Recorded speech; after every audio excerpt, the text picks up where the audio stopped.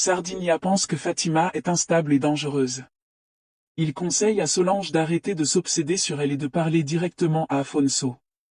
Solange refuse catégoriquement. Pour elle, même si Fatima est une manipulatrice, Afonso a fait ses propres choix. Elle décide donc de rester à l'écart et de garder le silence. Devant le commissariat, Raquel, Pasquale et Poliana discutent nerveusement. Raquel avoue qu'Yvan ressent une honte immense. Soudain, Odette arrive sur place. Raquel l'accuse immédiatement d'être responsable. Odette prétend qu'elle est simplement venue parce qu'un employé de sa société a tenté de corrompre des agents en utilisant le nom de la TCA. Elle affirme froidement qu'Yvan est exactement là où il doit être, derrière les barreaux. Raquel explose de colère. Elle accuse Odette d'avoir saboté le restaurant en empoisonnant la mayonnaise et d'avoir monté tout ce complot par vengeance parce qu'Yvan a rejeté sa fille. Odette menace aussitôt de porter plainte pour calomnie. La dispute devient violente et incontrôlable.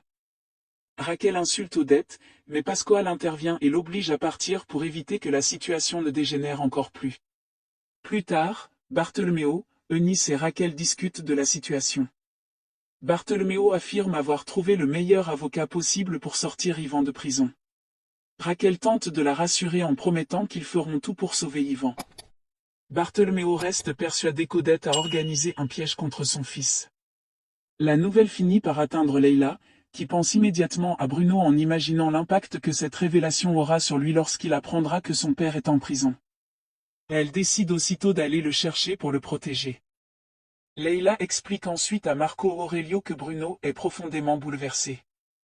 Elle s'inquiète de la durée possible de l'emprisonnement d'Yvan. Marco Aurelio répond que tout dépendra du travail de l'avocat et surtout de l'influence d'Odette. Leila est persuadée qu'il s'agit d'un complot et demande s'il ne pourrait pas aider Yvan puisqu'il reste le père de son fils. Marco Aurelio reste catégorique. Il affirme qu'il aime Bruno et qu'il est prêt à devenir son père de cœur, mais il refuse totalement de se mêler des problèmes judiciaires d'Yvan. Chez Odette, l'air est lourd et tendu. Eleninia explique qu'Yvan voulait vraiment quitter la TCA. Il en parlait souvent et semblait décidé. Pourtant, jamais elle n'aurait imaginé qu'il puisse aller jusqu'à tenter une corruption. Pour elle, tout cela paraît bizarre et ne correspond pas à l'homme qu'elle croyait connaître. Odette réagit aussitôt et tempère ses paroles. Selon elle, Yvan n'a jamais été totalement irréprochable. Odette rappelle devant Eleninia qu'Yvan a déjà volé des informations confidentielles à 2 reprises afin d'obtenir une promotion. Eleninia se demande alors comment une telle carrière a pu se construire ainsi, mais Odette balaie la question sans hésiter. À ses yeux, l'essentiel est ailleurs. Yvan est maintenant en prison pour avoir utilisé le nom de la TCA dans des opérations illégales, et c'est tout ce qui compte. Afonso, lui aussi, montre son inquiétude. Il explique que si Yvan ne reconnaît pas ses actes, l'entreprise risque de payer très cher. Odette lui répond froidement qu'Yvan n'a plus aucune marge de manœuvre. Il a été arrêté en flagrant délit. Elle précise que le contrôleur fiscal, Gerson de Mella, est réputé pour être totalement incorruptible. Tout aurait été préparé avec la police, micro et enregistrement compris, afin de piéger Yvan sans lui laisser la moindre chance de s'en sortir. Pendant ce temps, Alded et André parlent à voix basse. Ils se demandent s'ils ont encore quelques minutes avant le retour de Poliana. Très vite, l'hésitation laisse place au jeu et à l'attirance. Ils s'embrassent avec passion. Mais Alded réalise soudain que Poliana arrive déjà. Elle demande à André de partir immédiatement. André accepte, mais seulement si elle lui promet de le revoir. Poliana rentre chez lui, épuisée. Il remarque aussitôt que l'attitude d'Alded est étrange. Son regard s'arrête sur un soutien-gorge caché sous un coussin du canapé. Il pose la question, chargé de soupçons. Alded improvise une explication maladroite, disant qu'il a dû tomber pendant qu'elle rangeait le linge. Poliana, trop fatiguée pour une dispute, la met tout de même en garde. Alded s'énerve, refuse d'être interrogée et met fin à la discussion en se dégageant brusquement. Un peu plus tard, Lucimar est avec son fils Giorgino, déguisé en capybara. Elle plaisante, exagère et transforme tout en moment joyeux.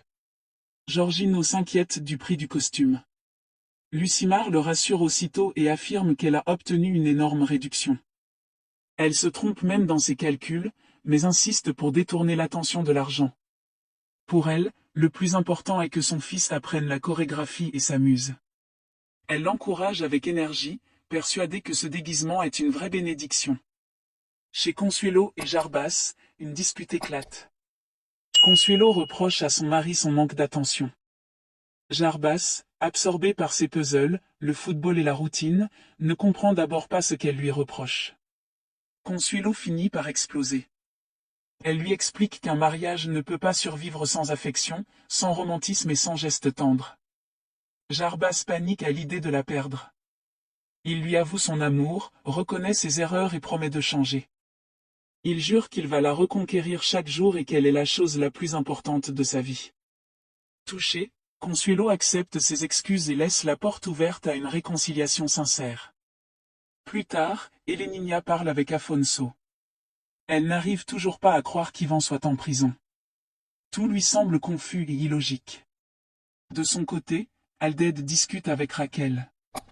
Elle est convaincue qu'Ivan n'aurait jamais pris seul l'initiative d'une corruption. Pour elle, Odette est forcément derrière toute cette histoire. Raquel reconstitue alors les événements. Ivan voulait quitter la TCA. Odette l'a appris et a fait semblant de l'aider, lui promettant une lettre de recommandation à condition qu'il règle un dernier problème. Ivan a accepté, sans penser une seule seconde à corrompre qui que ce soit. Mais le piège s'est refermé sur lui.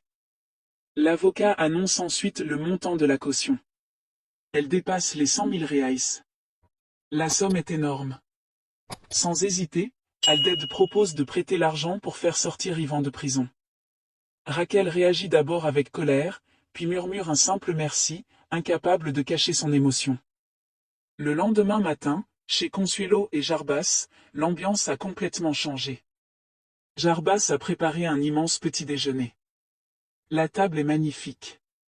Consuelo est surprise et amusée par cette transformation soudaine. Jarbas en profite pour lui redire son amour, la couvrir de compliments et lui demander pardon une nouvelle fois. Consuelo lui pardonne et accepte de chanter avec lui leur chanson, scellant leur réconciliation dans un moment plein de tendresse. Solange se confie à Sardina. Elle avoue que sa relation avec Afonso n'a jamais vraiment eu de chance, entre les manipulations de Fatima et leurs différences de milieu. Sardina lui conseille de tout révéler à Afonso. Solange refuse.